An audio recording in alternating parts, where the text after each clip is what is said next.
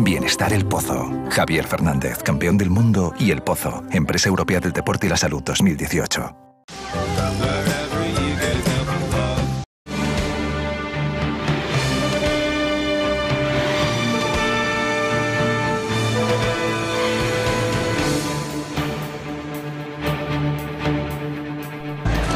Ahí lo tienen, detenido Eduardo Zaplana. Le acusan de cohecho, blanqueo de capitales y delito contra la hacienda pública. Detenido el exministro Eduardo Zaplana por un delito de blanqueo de dinero supuestamente conseguido con comisiones ilegales. La justicia termina acorralando a un político que siempre salió airoso en otras investigaciones. Eduardo Zaplana, el exministro popular, ha sido detenido por agentes de la Guardia Civil por orden del Juzgado de Valencia, que le investiga por cohecho y blanqueo de capitales.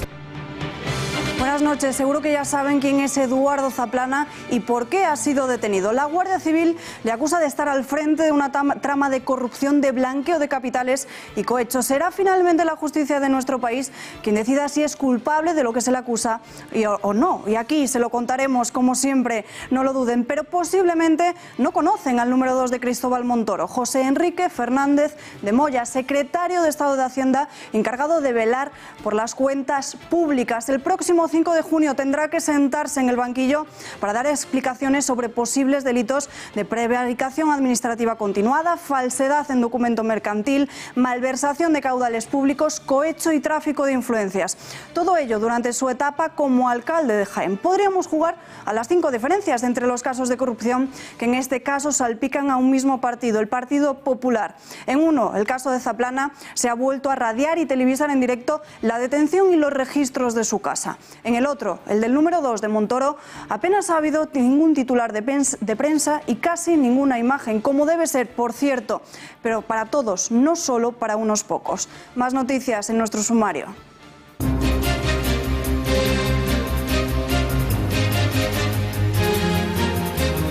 La Audiencia Territorial de Holstein mantiene su rechazo a incluir el delito de rebelión en el proceso de extradición contra Carles Puigdemont. No observan riesgo de fuga de este. Mientras tanto, en Cataluña, mañana miércoles está previsto la toma de posesión de los consellers, algo que se complica porque el magistrado Llarena deniega la libertad de Jordi Turull y Josep Rull. Torra mantiene la toma de posesión y exige al gobierno una explicación sobre lo que van a hacer con el nombramiento de su gobierno. Estamos en el escenario de que el Estado español nos haga el favor de publicar el decreto de nombramiento a lo que está obligado. Es más, es que si no lo publican, nos obligarán a tomar medidas contra el Estado. Jueces y fiscales españoles en huelga lo hacen tras varios meses de negociaciones en los que aseguran no haber conseguido resultado satisfactorio alguno. Una huelga en la que participan 4 asociaciones judiciales y 3 fiscales. Entre sus principales peticiones se encuentran la independencia judicial y una mayor autonomía del Ministerio Fiscal. Un 42% de jueces y un 51% de fiscales han secundado la jornada de huelga de hoy. Cuando se aprueben definitivamente tendremos nuevo presupuesto del año 18 que nos permitirá, por ejemplo, crear 300 nuevas plazas de jueces y fiscales, nos permitirá incrementar un 50% el presupuesto para las obras. En página de sucesos, hallan el cadáver de un bebé en una planta de residuos en Barcelona. Los Mossos d'Esquadra recibieron la alerta alrededor de las 4 de la mañana, pocos minutos después de que fuese encontrado, y vieron el cuerpo sin vida y con múltiples cortes. Según diversas fuentes municipales, el bebé tenía alrededor de 1 año de edad. La investigación ha quedado en manos del área de investigación criminal de la Región Policial Norte. Nos vamos en directo hasta el centro de Madrid, a la calle General Martínez Campos, porque se ha derrumbado parcialmente un edificio. Tiene todos los detalles Miriam Olivas. Efectivamente, Alba, estamos muy cerquita de la calle General Martínez Campos, donde se ha producido un derrumbamiento parcial de un edificio en obras. Tras la caída de varios forjados del patio interior, el accidente ha tenido lugar en la 7ª planta, que se desplomó, ocasionando el colapso en el interior. Según las primeras informaciones, habría perdido la pista de 2 obreros que estaban trabajando dentro del edificio. Los perros especializados de la policía están buscando a los trabajadores. Los bomberos del Ayuntamiento de Madrid están trabajando en asegurar la zona y la policía ha desalojado los inmuebles próximos.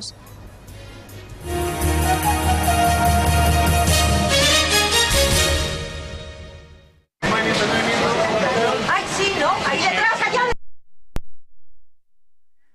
Tras más de 5 horas de registro. Esta que están viendo es la imagen de la salida del exministro del Partido Popular, Eduardo Zaplana, que ha sido detenido a primera hora de esta mañana en su domicilio de Valencia. La Unidad Central Operativa de la Guardia Civil, que lo ha arrestado por orden del Juzgado de Instrucción número 8 de Valencia, lo investiga por un delito de cohecho y por otro de blanqueo de capitales. En ese momento iba acompañado por 2 escoltas, que son agentes de la Policía Nacional, una protección que la Generalitat Valenciana ofrece a sus expresidentes. Se le investiga por cuentas millonarias que tendría en el extranjero. Ha sido detenido en el marco de la operación Erial, una operación que, según apuntan varios testigos, ha comenzado muy pronto, a las 10 de la mañana, cuando agentes de la UCO, vestidos de paisano, entraban en su casa con cajas de cartón para almacenar el material intervenido. Pero el exministro de Trabajo y expresidente de la Generalitat Valenciana no ha sido el único detenido. Junto a él, 5 personas más, entre ellas el empresario y sobrino de este Vicente Cotino, y también Juan Francisco García, el que fuera jefe de gabinete de Zaplana en su etapa en la Generalitat. La operación está dirigida por la Fiscalía Anticorrupción y el Juzgado de Instrucción número 8 de Valencia.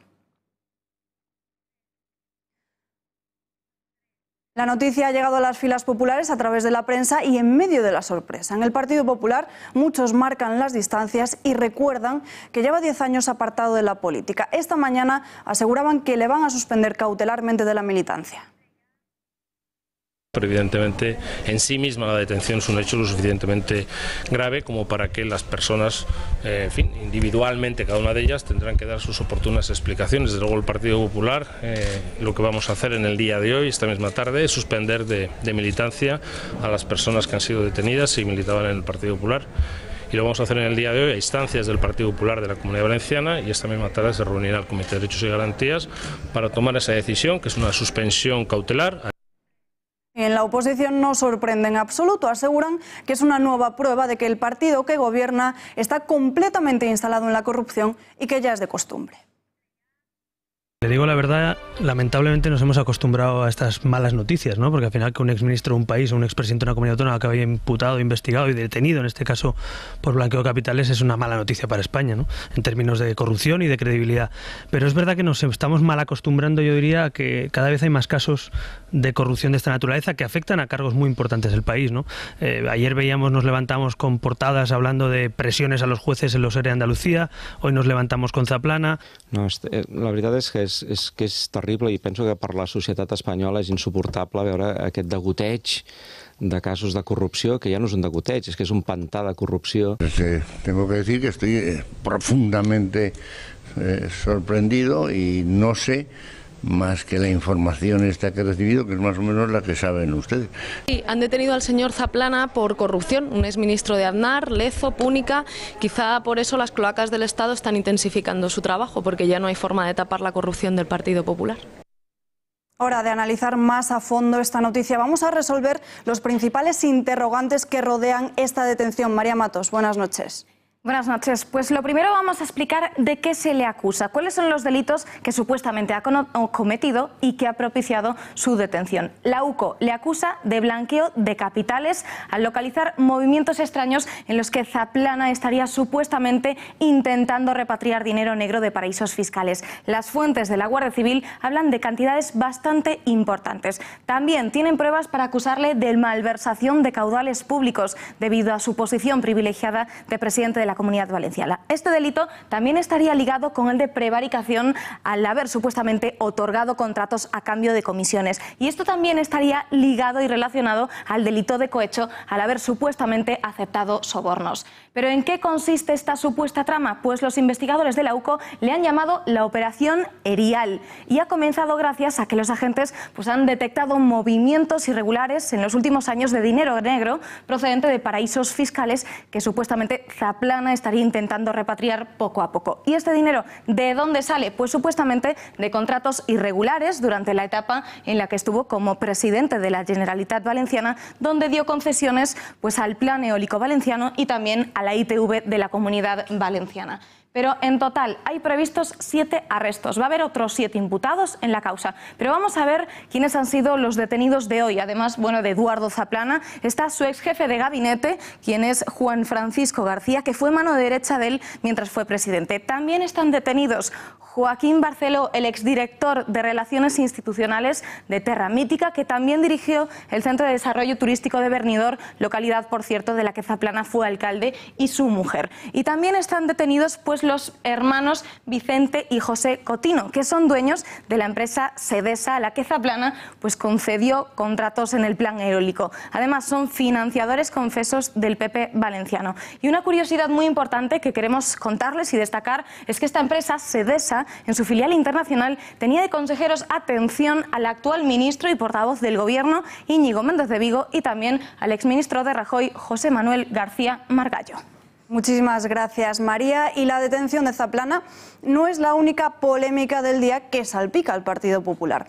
Y es que el juzgado de instrucción número 2 de Jaén ha llamado a declarar como investigado al secretario de Estado de Hacienda, José Enrique Fernández de Moya, el próximo día 5 de junio. Es el actual número 2 de Cristóbal Montoro en el Ministerio de Hacienda, encargado de velar por las cuentas públicas y de recaudar sus impuestos. Y tendrá que sentarse en el banquillo para dar explicaciones en un caso de posibles delitos de prevaricación administrativa continuada, falsedad en documento mercantil, malversación de caudales públicos, cohecho y tráfico de influencias durante su etapa como alcalde de Jaén. Se lo contábamos al inicio de este informativo. Lo mediático es Zaplana y su caso es llamativo porque era uno de los escasos políticos valencianos no salpicados por corrupción, pero lo grave hoy en día es sobre el número 2 de Cristóbal Montoro. Este momento se producía a primera hora de esta mañana. En el interior del coche, el expresidente de la Generalitat Valenciana, Eduardo Zaplana, y exministro de Gobierno de José María Aznar. Fue interceptado por la UCO a la salida de su casa cuando se disponía a acudir a una sesión de quimioterapia. El exministro padece desde hace varios años una leucemia de la que se está tratando. Pero ¿no se han fijado en lo extraño de la imagen? Algunos medios de comunicación ya estaban allí, a las puertas de la casa del exministro, mucho antes de que la operación comenzara, antes de que el propio Zaplana supiera que sería detenido. Una narración de una detención anunciada. Minuto a minuto hemos ido sabiendo lo que ocurría en el interior del domicilio. Así lo han reflejado los medios de comunicación en sus ediciones digitales. El cieno de la corrupción, el hombre bajo la sospecha, comisiones irregulares o blanqueo de capitales, unos delitos de los que deberá responder ante un juez cuando sea oportuno y, de ser cierto, tendrá que pagar por ello. Pero el objetivo de la crítica está puesto en la pena de telediario, la filtración antes de la actuación policial. Pero no es la primera vez que ocurre esto. El exvicepresidente del Gobierno, Rodrigo Rato, sufrió un episodio similar ante su detención. Lo explicó en Intereconomía Televisión. A mí me dicen los medios que les avisaron de Moncloa, del entorno de la vicepresidenta, pero no lo puedo saber porque yo no lo he podido constatar. Pero alguien les avisó, desde luego yo no les avisé porque yo no sabía que me iban a detener. Esta foto pasó por todos los medios de comunicación. Lo mismo que le ocurrió a la exalcaldesa de Valencia, Rita Barberá. Una condena mediática que no deja espacio a la justicia. Y tampoco deja dormir a los populares las continuas informaciones sobre supuestas irregularidades en torno a sus formaciones universitarias. El último ha sido Pablo Casado, el vicesecretario de Comunicación del Partido Popular. La Universidad Complutense de Madrid ya ha abierto una investigación formal sobre esa licenciatura de Derecho para saber si se produjo alguna anomalía. El diario El Mundo señalaba que tardó 7 años en aprobar la mitad de la carrera de Derecho y solo 4 meses en aprobar la otra media, con irregularidades y trato de favor. Esto ha levantado sospechas y la semana pasada la Complutense ya solicitó toda la documentación al cardenal Cisneros, centro adscrito en el que Casado terminó la carrera. El presidente del Gobierno, Mariano Rajoy, ha ensalzado hoy la calidad de las universidades y de los centros educativos españoles. Ha dicho que contribuyen a mejorar la libertad, cohesión y progreso de todos los ciudadanos. Pero permítanme que aproveche esta ocasión para hacer un justo reconocimiento a la educación en España y especialmente a la Universidad Española. Nuestro país cuenta con centros del máximo nivel y con magníficos profesionales y extraordinarios docentes que cada día se esfuerzan por transmitir una formación sólida y los mejores valores a nuestras generaciones más jóvenes. Y nos vamos hasta la Comunidad de Madrid porque esta mañana se ha producido la toma de posesión de los consejeros del nuevo gobierno regional. El presidente madrileño Ángel Garrido ha emprendido variaciones en su equipo de gobierno. Conectamos en directo con nuestra redacción de informativos, Marta García Villanueva. Muy buenas noches. ¿Quiénes destacan ahora entre los cambios introducidos por Garrido?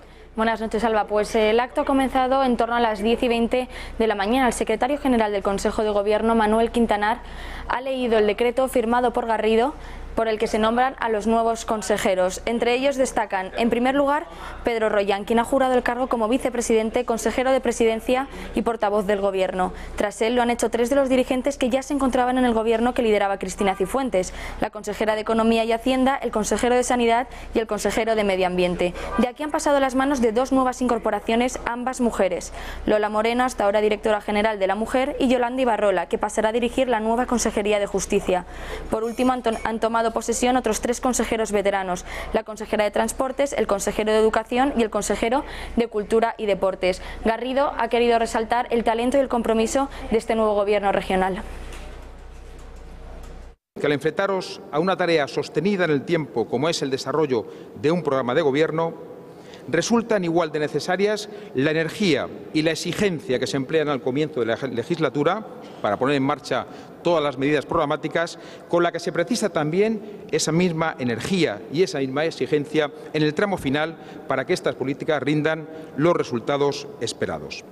Por eso os aseguro que nada va a ser de trámite en este año. Formar gobierno supone, ante todo, dar forma a un determinado proyecto a partir del talento y del compromiso personal y político que éste ha sido capaz de convocar.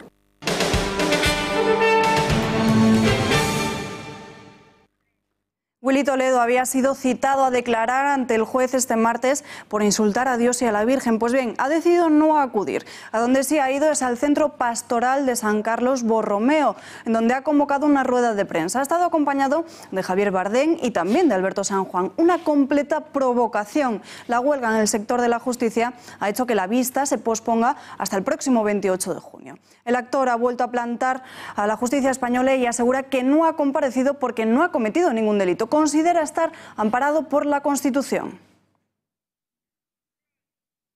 No creo que haya cometido ningún delito, con lo cual no creo que tenga que comparecer ante ningún juez. Yo prácticamente ni sabía que existían, con lo cual difícilmente podía pretender ofenderlos a ellos. Yo simplemente englobaba mis palabras dentro de mi legítimo derecho a la libertad de expresión, ¿no?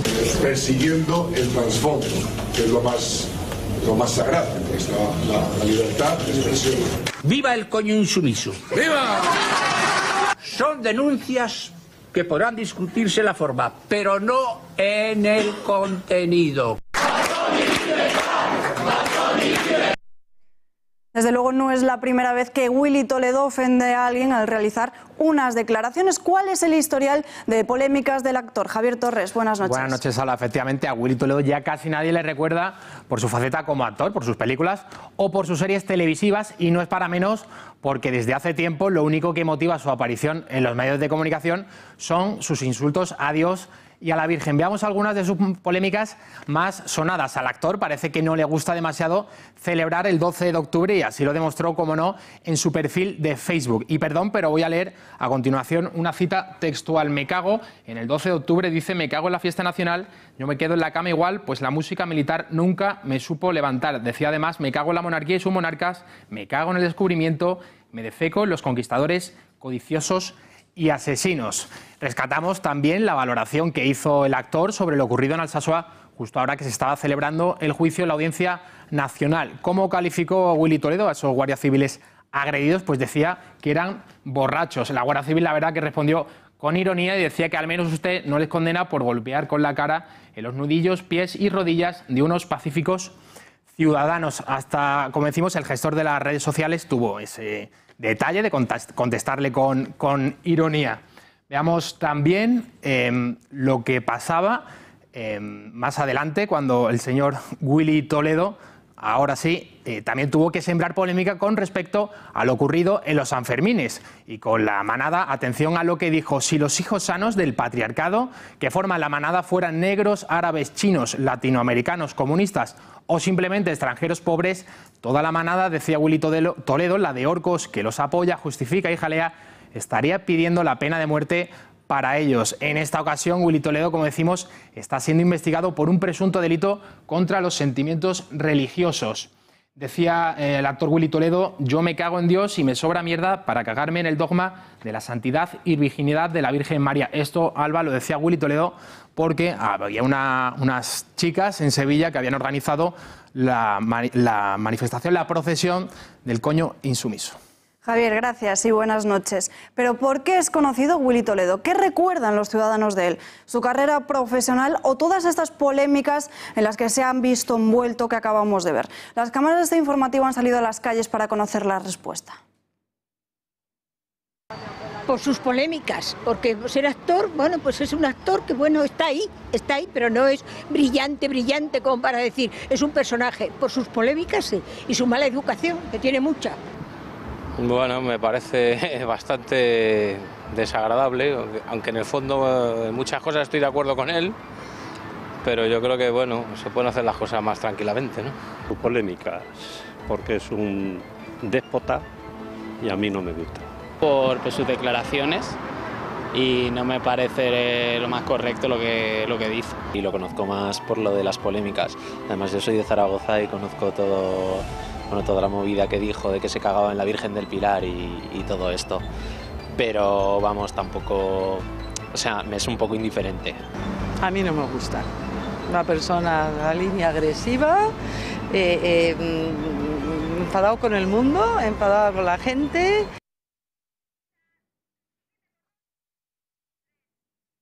Abrimos página catalana porque la Audiencia Territorial de Holstein mantiene su rechazo a incluir el delito de rebelión en el procés de extradición contra Carles Puigdemont. Esta decisión llega después de que la Fiscalía alemana solicitase a primera hora la entrega del expresidente a España por los cargos de alteración del orden público y rebelión, después de examinar los nuevos documentos presentados por la justicia española, entre ellos varios vídeos que probarían hechos violentos contra la policía. Los jueces deniegan dicha petición al no observar indicio ni riesgo de fuga del expresidente cesado. Y vamos a volver a hablar sobre esas polémicas de Willy Toledo, y para analizarlo tenemos conexión a través de Skype con Polonia Castellanos, presidenta de Abogados Cristianos. Señora Castellanos, muy buenas noches. Hola, ¿qué tal? Muy buenas noches. Willy Toledo, acabamos de ver que vuelve a plantar al juez y deja la puerta abierta a volver a hacerlo el próximo 28 de junio. Si finalmente no acude, ¿solicitarán o han solicitado ya multas por obstrucción a la justicia? Nosotros evidentemente solicitaremos multas coercitivas para que cumpla la ley, y lo que también solicitaremos es que se le impute por un delito de obstrucción a la justicia, evidentemente, porque este señor tiene que cumplir la ley igual que la tenemos que cumplir todos, ni más ni menos. Ni está por encima de la ley, ni tiene derecho al insulto, ni su libertad de expresión está por encima de todos los derechos de todos los demás. Han convocado los medios de comunicación a una rueda de prensa en un centro pastoral. ¿Constituye esto un nuevo acto de provocación? Pues evidentemente que sí, porque él lo ha convocado, a sabiendas de que estaba suspendido primeramente la citación por la huelga de los juzgados. Entonces ha convocado porque este señor no es lo suficientemente valiente como para hacerlo él solo, necesita el apoyo de sus correligionarios. Entonces ha convocado una rueda de prensa en un centro asistencial. Hay que recordar que no es una parroquia ni es una iglesia, pero por supuesto con un Cristo crucificado detrás, para seguir metiendo el dedo en la herida de las ofensas que había proferido. Entonces, esto nosotros estudiamos que sea un agravante por alevosía de los hechos que ya ha realizado, y además da muestra de la total intencionalidad que tiene y de sus ganas de arremeter y de atacar a los católicos. Está Willy Toledo intentando publicitarse a sí mismo, lo decimos porque hace más de 7 años que no ha sido contratado por nadie. Eso es, si es que lo admite él mismo, que hace más de 7 años que no se le contrata. Entonces, él lo que está intentando es incumplir la ley y además montar un show para adquirir algún tipo de publicidad y así salir en los medios, porque por méritos propios a la vista está que no sale en los medios ni en ningún sitio. Entonces, es un intento torticero de incumplir la ley y de darse publicidad. Y además con la nefasta intención de herir los sentimientos de los católicos, en este caso, y de incitar al odio. Pues señora Castellanos, suerte y gracias por haber estado en nuestro informativo. Muchísimas gracias, gracias. Y retomamos el tema catalán porque el presidente de la Generalitat, Quim Torra, mantiene la toma de posesión de los consellers, entre ellos Jordi Turull y Josep Rull, en prisión preventiva, además de Antoni Comín y de Luis Puig, huidos en Bélgica. La toma de posesión está prevista para mañana miércoles y Quim Torra ha enviado una carta a Rajoy para que le explique desde este momento qué es lo que van a hacer con el nombramiento de su gobierno. El presidente ha pedido que publiquen de una vez el decreto e incluso lanza amenazas si no lo hacen. Esperemos a ver qué respuesta nos da el Estado, en qué creen o en qué se pueden basar para no publicar un decreto de nombramiento de los consellers. Estamos en el escenario de que el Estado español nos haga el favor de publicar el decreto de nombramiento a lo que está obligado. Es más, es que si no lo publican, nos obligarán a tomar medidas contra el Estado. Y esas palabras de Torra se producían poco antes de conocer que el juez Llarena deniega la libertad provisional indefinida a Josep Rull y Jordi Turull. No podrán tomar posesión como consellers del nuevo gobierno catalán. Según informa el tribunal, el magistrado del Supremo entiende que hay riesgo de fuga, también de reiteración delictiva, que incluso se aviva tras el anuncio del nuevo presidente de Quim Torra de que su voluntad es únicamente implantar la República Independiente de Cataluña. Y después de la excursión por las cárceles madrileñas, Roger Torrent, el presidente del Parlamento, ha defendido públicamente que los presos tienen pleno derecho a ser consellers. Al mismo tiempo ha solicitado más diálogo y menos represión. Por su parte, los republicanos se mantienen esperanzados en encontrar una solución para poder formar gobierno. Convencido que el presidente Torra habrá pactado conjuntamente con todas las fuerzas políticas que conforman la mayoría una solución a este entuerto que ciertamente no hay que olvidar que tiene un origen.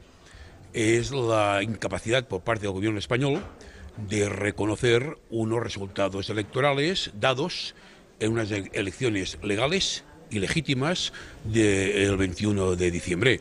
Creo que no hay que olvidar cuál es el origen de esta situación un tanto kafkiana.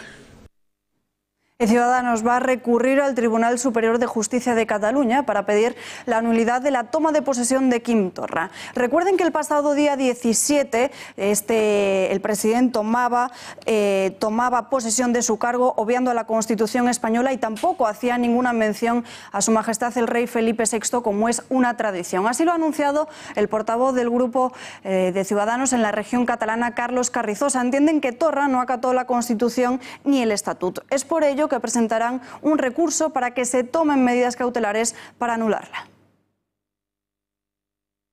Nosotros, en vista de esta explícita voluntad del señor Torra, vamos a presentar mañana mismo ante el Tribunal Superior de Justicia un recurso contencioso administrativo que tenemos ya preparado para anular la toma de posesión del señor Torra y, por lo tanto, dejar sin efecto esta toma de posesión. El señor Torra no puede ser el presidente de la Generalitat sin comprometerse a respetar a todos los catalanes. Abrimos página internacional y nos vamos hasta Venezuela. Este domingo conocíamos cómo Nicolás Maduro ganaba unas elecciones con una abstención histórica. Pero atención, porque mientras la prensa internacional critica el simulacro de elecciones que ha pretendido escenificar Maduro, el expresidente español José Luis Rodríguez Zapatero ha vuelto a lucirse acudiendo al país para legitimar la última pantomima bolivariana. A gritos de traidor, así le despidieron muchos venezolanos. Señor Zapatero, para NTN24 una palabra. Señor Zapatero, para NTN24, ¿por qué avalar unas elecciones que han sido catalogadas por la ONU y otros 50 países que no son buenas? ¿Cómo? Perdona. ¿Por qué avalar unas elecciones presidenciales cuando son más de 50 países, la Organización de Estados Americanos también? Yo he estado mucho tiempo aquí y vengo a observar, no prejuicios. Porque hay muchas irregularidades también, expresidente. Gracias.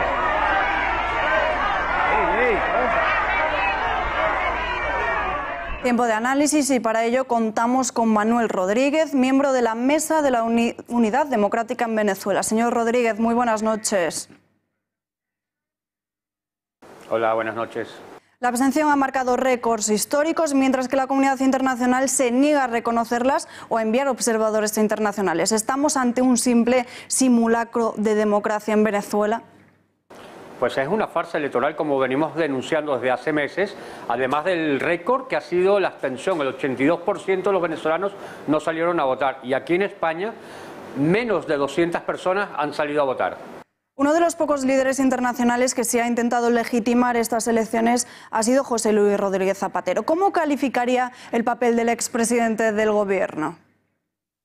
Vergonzoso. El papel de Zapatero en Venezuela tratando de legitimar estas elecciones fraudulentas son simplemente vergonzosas, pero a ello hay que unar el apoyo que está teniendo del ministro Dastis de Exteriores y del gobierno de Mariano Rajoy.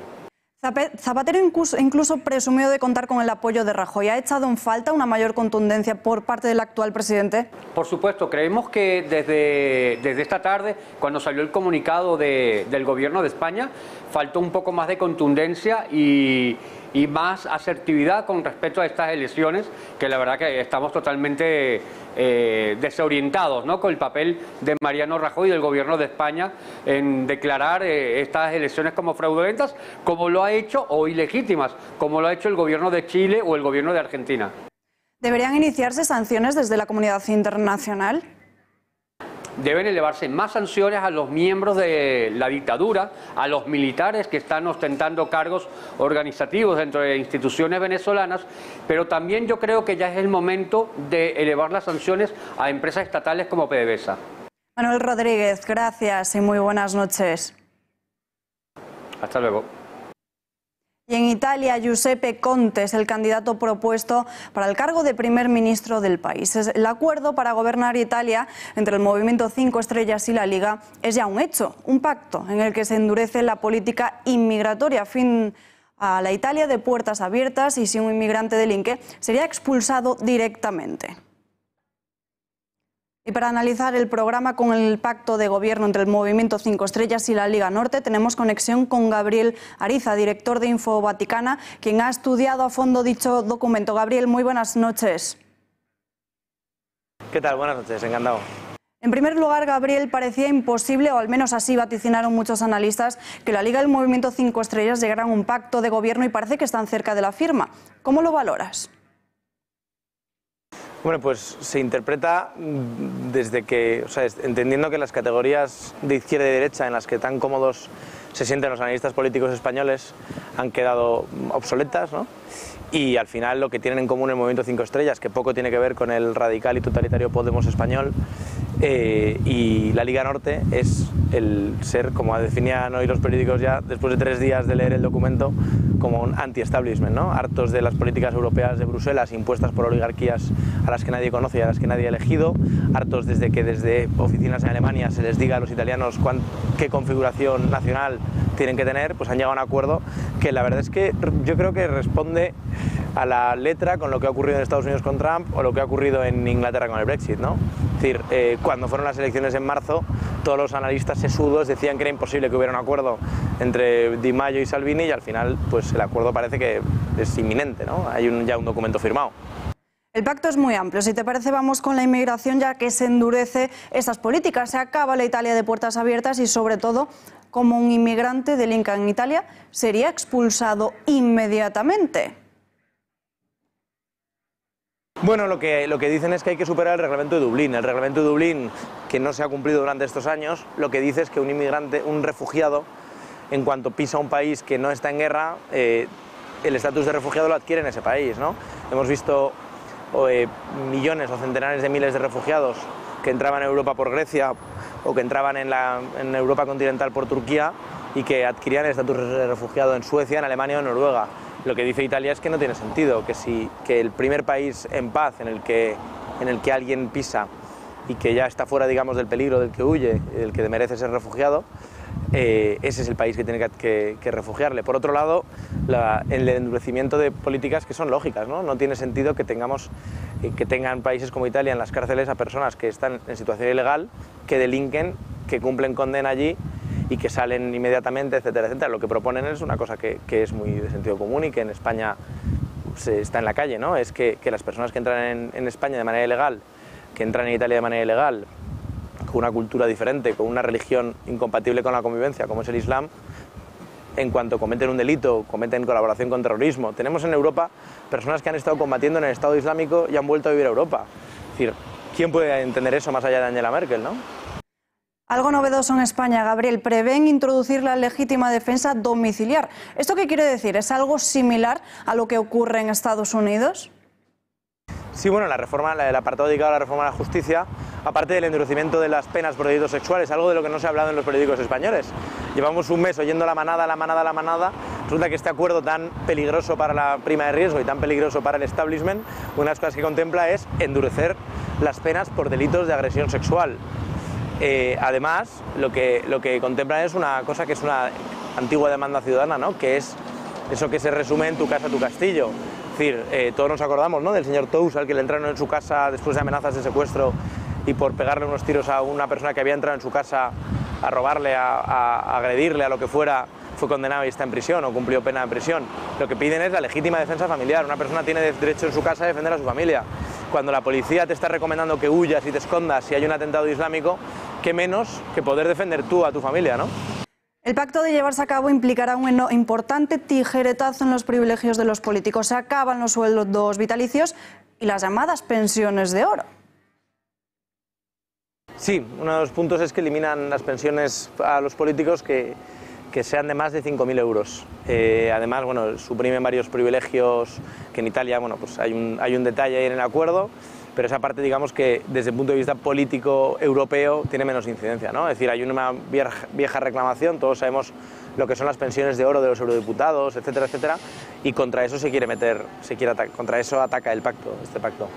Y respecto a la natalidad, subvencionan las guarderías para hijos de italianos, favorecerán fiscalmente a empresas que contraten a madres e imponen un impuesto cero para los productos neonatales o infantiles. Esto sí es ayudar a las familias. Bueno, por fin alguien se ha dado cuenta en España, o en Europa, perdón, de que el gran problema que tenemos es el demográfico, ¿no? Es la natalidad. El gran problema que tenemos y que han venido a suplir otros es que Europa no quiere tener hijos, Europa ha decidido suicidarse. Por fin alguien ha perdido la visión de corto plazo que tienen los políticos en España y que hace que, como se ha denunciado en esta casa tantas veces, el IVA de los pañales sea el 21%, mientras que el IVA de una píldora hormonal para asesinar a un feto o a un embrión tenga un 4%, o ir al cine sea un 4% de IVA, pero poner unos pañales, unas toallitas para limpiar a un hijo sea el 21%. Alguien se ha dado cuenta, gracias a Dios en Italia se han dado cuenta de que la solución a los problemas a largo plazo, económicos, sociales, morales, políticos, etcétera, etcétera, etcétera, pasa por la natalidad, porque donde no hay niños no hay esperanza y donde hay esperanza hay niños. Y ya por último, piden una revisión de las competencias de la Unión Europea más burócratas e impiden que ningún masón podrá formar parte del gobierno italiano. Esto es revolucionario, ¿no? Es revolucionario, ciertamente. Aparte de pedir que personas condenadas o en procesos de corrupción, pertenecen a la mafia, etcétera, no puedan formar parte del gobierno, piden que una cosa que es de sentido común, ¿no?, que una sociedad secreta vinculada a magnicidios, asesinatos, a terror y a revoluciones en la historia de Europa, como es la masonería, no pueda acceder al gobierno. Es ineficaz, por otra parte, porque al ser una sociedad secreta no desconozco qué van a hacer Salvini y Di Maio para evitar que personas de esta calaña moral como las que pertenecen a la masonería puedan formar parte de los gobiernos.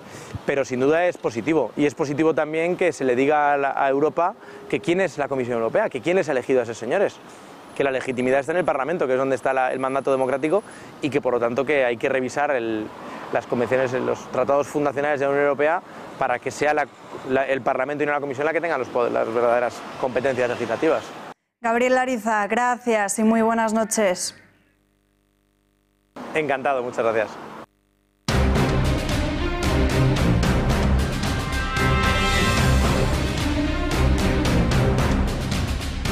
Como cada martes abrimos nuestra sección del Mundo en Guerra con el analista en seguridad e internacional Bruno Navarro. Hoy hablamos de Ramón Rull, voluntario español fallecido hace unos días en su lucha contra el ISIS en Siria. Bruno, muy buenas noches. Buenas noches. En primer lugar, ¿quién era Ramón Rull y qué sabemos sobre su muerte en Siria?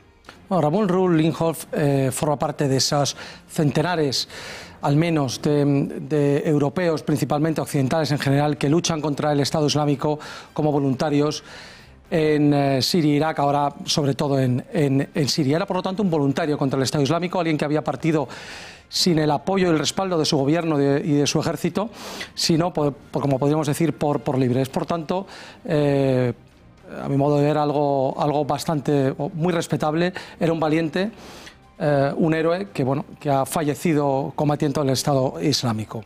Se había listado a las milicias kurdas de Siria, al YPG, a las unidades de protección popular, que forman parte de ese paraguas que son las SDF, las Fuerzas Democráticas Sirias, que eso no sonará más porque esas SDF son las que apoya la coalición internacional liderada por Estados Unidos en detrimento del ejército de Bashar al-Assad, del ejército sirio, ¿no? Son las dos grandes fuerzas, el ejército sirio y las Fuerzas Democráticas Sirias, que sí es lo que se podía llamar los rebeldes moderados famosos, que nunca aparecen y nunca existen, pues sí que existen esa parte, que son fundamentalmente liderados por los kurdos. Es allí donde servía Ramón. Era un valenciano que vivía en Madrid, de 55 años, que estas Navidades conoció a algunos voluntarios españoles que estaban aquí en España, habían vuelto temporalmente, y conociéndoles decidió dar ese paso en febrero de presentarse en Siria para luchar contra esa lacra que es el yihadismo.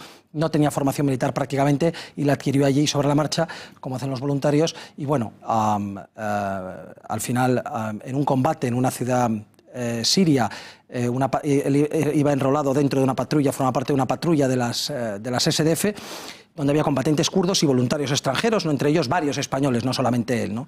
Estaban reconquistando una zona urbana, entraron en un edificio, combatieron contra el Estado Islámico para tomarle. En el momento en que Ramón entraba, los terroristas hicieron estallar un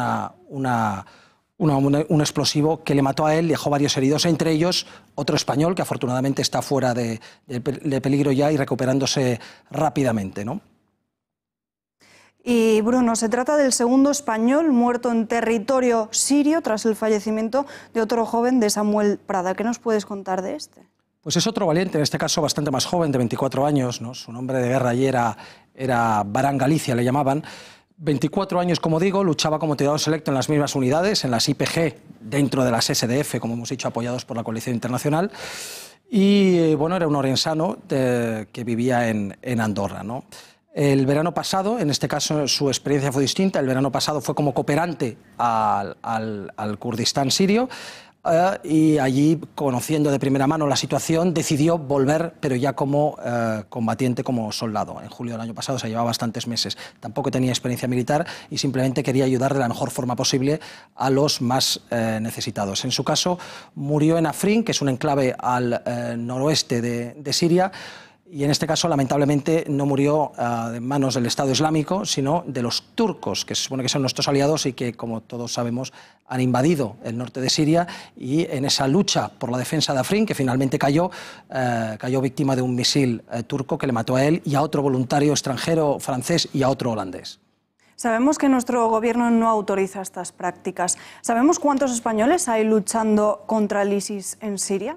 Bueno, más bien no es que el gobierno no lo autorice, no le gusta, pero no puede evitarlo. No puede evitarlo porque de la misma forma que cualquier ciudadano español se puede alistar a la legión extranjera o a cualquier ejército regular, convencional, que admita extranjeros en su seno, o incluso a milicias amigas, bueno, como es el caso este. ¿Qué es lo que está prohibido? Lo que está prohibido es, desde 2015, con una reforma del Código Penal precisamente orientada al yihadismo, es viajar para unirse a un grupo terrorista. Es decir, si yo viajo para unirme a una milicia terrorista, entonces soy perseguible. Si yo viajo para unirme a una milicia que no es terrorista, incluso como es este caso, apoyada por la coalición internacional, pues no, en principio no hay ningún problema. Otra vez que al gobierno español naturalmente no le guste este tipo de expediciones, ¿no?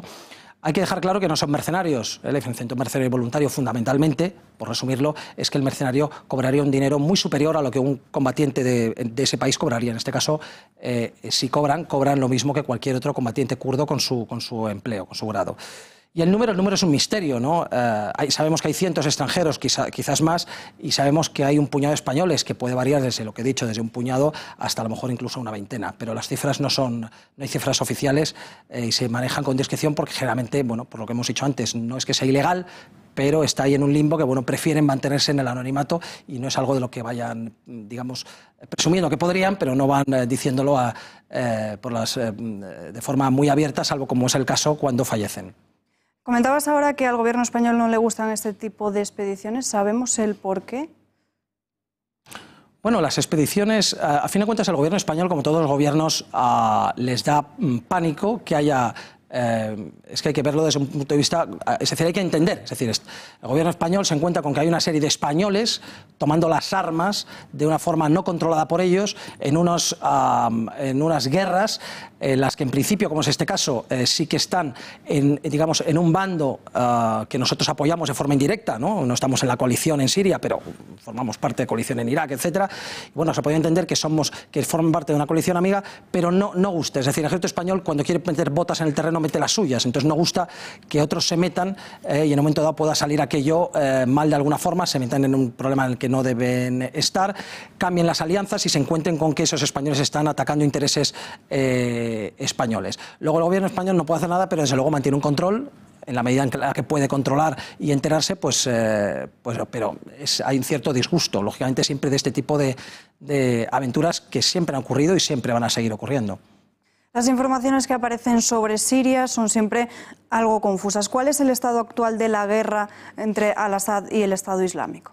Bueno, entre Al-Assad y el Estado Islámico, el ejército sirio está ganando la guerra contra el Estado Islámico, y no solamente el Estado Islámico, sino con todos los grupos yihadistas que hay en el país o los que quedan, ¿no? Recordamos que ha limpiado las bolsas al este de Damasco, las bolsas de Guta y Duma, esas que han sido tan controvertidas hace unas semanas, y hoy mismo, hace unas horas, ha limpiado la última bolsa de Damasco que estaba al sur. Hablábamos la semana pasada, hace 2 semanas, sobre ello, que es la bolsa de Yarmouk, que era un antiguo, bastante famoso campo de refugiados palestinos, que estaba tomado por el Estado Islámico. Lo ha limpiado hoy mismo, se han hecho ya con el control del campo, y esto ha hecho que por fin Damasco, después de años, esté absolutamente liberada de yihadistas, ya es libre. ¿Hacia dónde se están dirigiendo ahora mismo las fuerzas de Assad? Al extremo sur del país, donde hay una bolsa bastante grande de yihadistas y otra parte de Estado Islámico que está en la frontera con Jordania y con los Altos del Golán, que están ocupados por Israel. Este va a ser el próximo combate y tiene mucho interés porque es problemático. Está muy bien limpiar a los yihadistas y al Estado Islámico, o sea, a los yihadistas, digamos, convencionales y al Estado Islámico. El problema es que la frontera con Jordania no debería plantear ningún problema. El problema es que al otro lado del otro tramo de frontera están los israelíes. Es decir, hay muchas posibilidades de que se produzca algún tipo de que estalle algún tipo de violencia mucho más grave y que los israelíes se pudieran involucrar, ¿no? En ello. Esperemos que eso no ocurra y que puedan limpiar la bolsa de forma normal. ¿Dónde irán después? Quedan tres bolsas solamente, 2 en el desierto, que probablemente lo dejen para el final, y una, la más grande, la de Idlib, donde han ido refugiándose todos los yihadistas que han podido a lo largo del país, de estas victorias del Estado Islámico, del ejército sirio. Se han ido al norte del país, al extremo norte, en la bolsa de Idlib, que es muy grande, está muy protegida y en cierta forma protegida también por el ejército turco, por intereses turcos, con lo cual esa va a ser mucho más difícil y no sabemos si va a haber una escalada en la que Turquía se involucre de más y al final nos arrastre un poco o arrastre a todos. Por ahora, como digo, se dirigen al sur a limpiar el resto. ¿Y cuál es el mapa general? El mapa general es una gran parte del país reconquistado por el ejército sirio, que controla la mayoría del país, unas pequeñas bolsas yihadistas, la mayoría en territorio del ejército sirio, o sea, es responsabilidad del ejército sirio limpiarlas, pero como hemos dicho antes, la otra gran fuerza que domina el país son las fuerzas democráticas sirias, que son kurdos principalmente y algunos árabes, moderados, pero avalados por la coalición internacional liderada por Estados Unidos, y por lo tanto, cuando todo esto termine, puede que empiece o no una guerra, algún tipo de enfrentamiento, porque esto habrá que resolverlo de alguna forma entre ellos. Pues Bruno, muchísimas gracias por estar otro día más aquí con nosotros y buenas noches. Buenas noches, gracias a vosotros.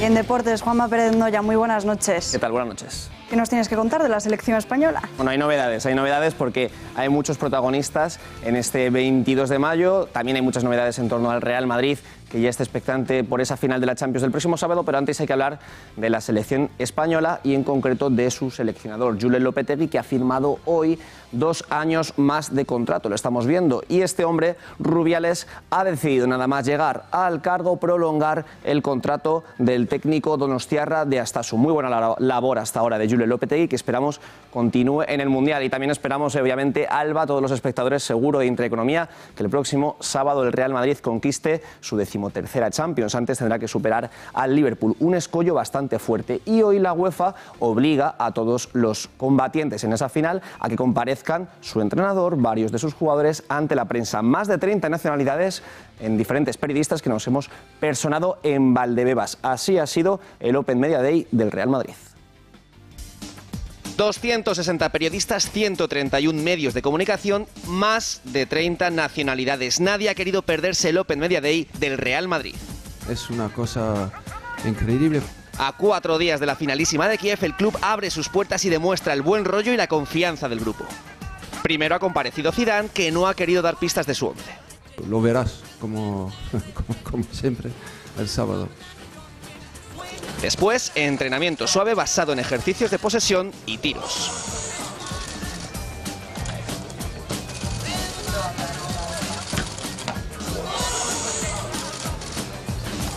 Zizou observaba desde la distancia, meditando aún sin jugar con Bale o Benzema. Pero no es la única cosa, ¿eh?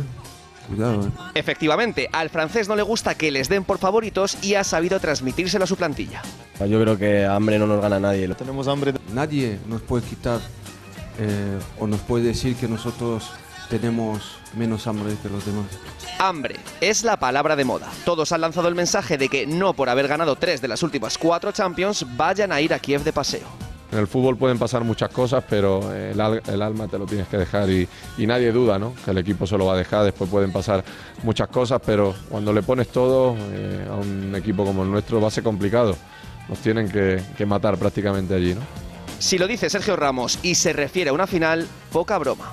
Y es que, visto lo visto en Valdebebas, el Liverpool tendrá que sudar sangre para virlarle su copa favorita al Real Madrid.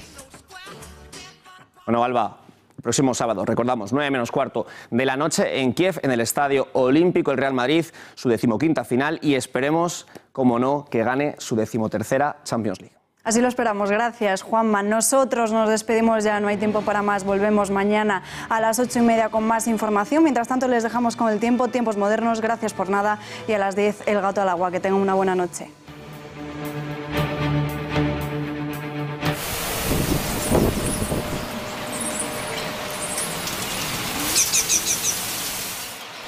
Este miércoles las tormentas volverán a ser las protagonistas en nuestro país. De hecho, esperamos que estas sean fuertes, por ejemplo, en Galicia o en Asturias, principalmente en la cordillera cantábrica, donde tenemos avisos de nivel amarillo por estas intensas tormentas y por precipitaciones que pueden acumular hasta 15 litros por metro cuadrado en tan solo una hora.